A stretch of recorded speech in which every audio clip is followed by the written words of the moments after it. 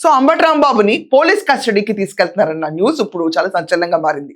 అంబటి రాంబాబుని 5 రోజుల పాటు పోలీస్ కస్టడీలో ఉంచి అసలు ఈ లాటరీ టికెట్ల గోల్ ఏంటి, ఈ వాలంటీర్లు పెట్టుకుని ఆఖరికి పెన్షన్లు పంచే ముసలాళ్ళ దగ్గర నుంచి కూడా 100 రూపాయలు కలెక్ట్ చేసి 5 కోట్ల కుంభకోణం ఎలా చేశావు, అసలు ఈ చీటింగ్ కేసు ఏంటి అని చెప్పి అంబటి రాంబాబు 2023 వాళ్ళ ప్రభుత్వం హయాంలో ఉన్నప్పుడు సంక్రాంతి సంబరాల వేషాలతో ఈ రాంబాబు వేసిన వేషాలను ఈరోజు జనాలందరూ ఎలా చూస్తారు?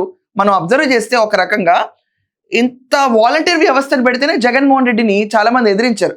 ఏంటి వాలంటీర్లు ఏంటి, ఇళ్ళకి రావడం ఏంటని. ఆ వాలంటీర్లు పడుకుని అంబటి రాంబాబు 5 కోట్లు సంపాదించాడంటే ఎన్ని చేపలు ఉన్నాయి ఇంకా. సో నిన్న అసెంబ్లీలో లోకేష్ గారు బొత్స గారి మధ్యలో ఒక డిస్కషన్ జరిగింది, అది కూడా ఒకసారి మనం ప్లే చేసిందాం. మాజీ మంత్రి గారు ఏమన్నారు అధ్యక్ష? గౌరవ ముఖ్యమంత్రి గారు తల్లిని అవమానించాడు, అవునా కాదా? నేను స్ట్రైట్ గా మాట్లాడుతున్నా. అంబటి రాంబాబు గారు వినండి సార్, అంబటి రాంబాబు గారు ఏ పదాలు వాడారు, ఏం మాటలు మాట్లాడారండి?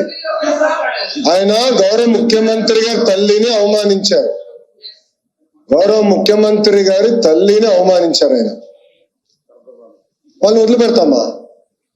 మీరు ఒక మాట చెప్తున్నా అధ్యక్ష, దయచేసి ఒక విషయం నేను పదే చెప్పాను, మహిళల్ని మనం గౌరవించాలి, ఆ బాధ్యత మన అందరి పైన ఉంది. హౌస్ లోపల కానీ హౌస్ బయట కానివ్వండి, మహిళల్ని గౌరవించాల్సిన బాధ్యత మన అందరి పైన ఉంది. ఆయన మళ్ళీ ఏమన్నారు?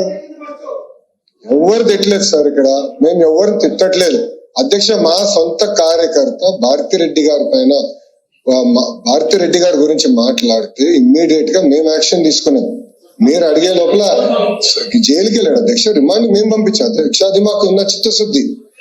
గౌరవ మాజీ ముఖ్యమంత్రి వర్యులు అక్కడికి వెళ్తూ 2 చిన్న మాటలు అన్నారు. చిన్న మాటలు అవుతుంది అధ్యక్ష?